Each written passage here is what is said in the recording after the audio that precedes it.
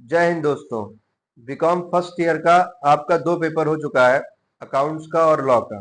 ठीक है। इसके बाद आपका तीसरा पेपर है बिजनेस इकोनॉमिक्स का। बिजनेस इकोनॉमिक्स में आपके लिए मैं कुछ इंपॉर्टेंट टॉपिक्स लेके आया हूँ। ठीक है, जो कि आप मेंशन कर लीजिए। जिसमें सबसे पहला है यूनिट फर्स्ट में इंट्रोडक्शन में आपका आएगा law of diminishing marginal utility.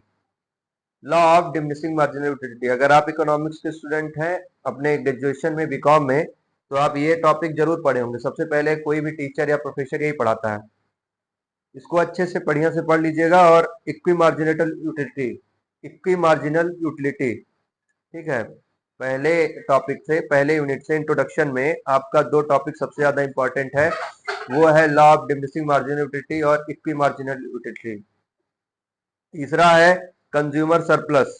ठीक है, ये तीनों आपको अच्छे से तैयार करना है। ध्यान रखिएगा बिजनेस इकोनॉमिक्स के सब्जेक्ट में बिजनेस इकोनॉमिक्स के सब्जेक्ट में आपको अगर अच्छा मार्क्स गेन करना है, अगर अच्छा मार्क्स गेन करना है आपको, तो आप ग्राफिकल प्रेजेंटेशन जरूर करिएगा अपने आंसर में।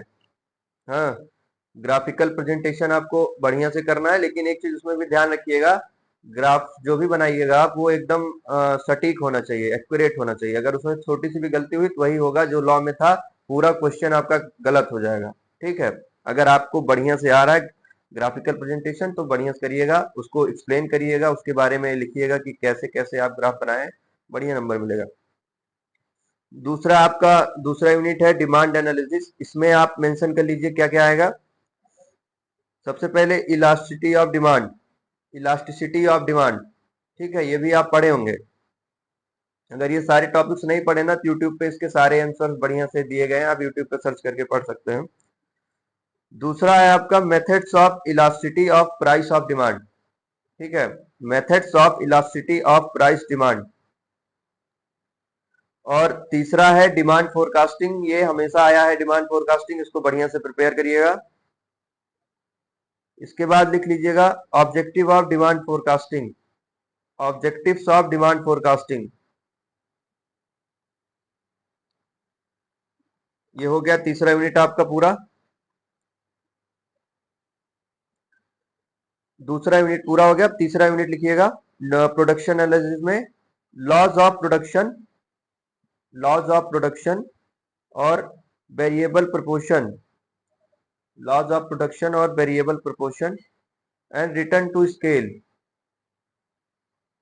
ठीक है, इसके बाद आपका लास्ट है economies and diseconomies of scale, economies and diseconomies of scale. इसके बाद हम चौथे यूनिट पे आएंगे, cost and revenue.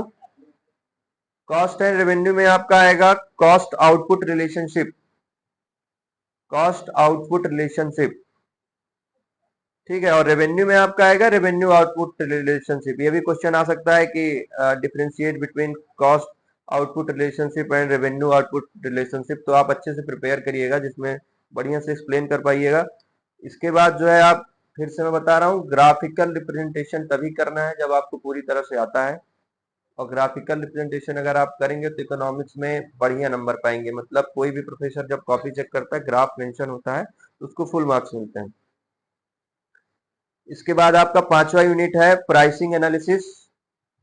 Pricing analysis में आपको करना है market competition forms, market competition forms.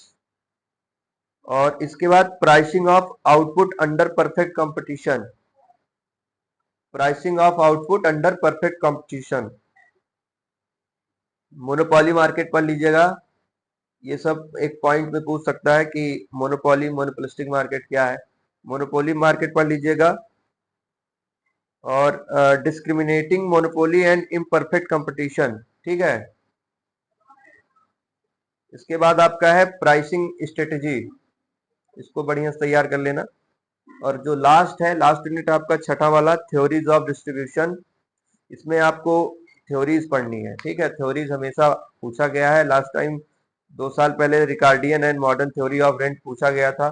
इसको बढ़िया से तैयारी करिएगा इसकी, Ricardian and modern theory of rent. ये बहुत इंपॉर्टेंट टॉपिक है। लास्ट में इकोनॉमिक्स के पेपर में होता क्या है, 4 से 5 यूनिट तक सारे बच्चे कर लेते हैं, लेकिन थ्योरीज नहीं कर पाते। तो थ्योरीज बढ़िया से पढ़िएगा, ज्यादा है नहीं, 3-4 थ्योरीज आपके में है ही। ठीक है, Ricardian and modern theories of rent, उसके बाद केनेशियन लिक्विडिटी प्रेफरेंस, ठीक है, ये हो गया। इसके बाद modern theories of interest, modern theories of interest.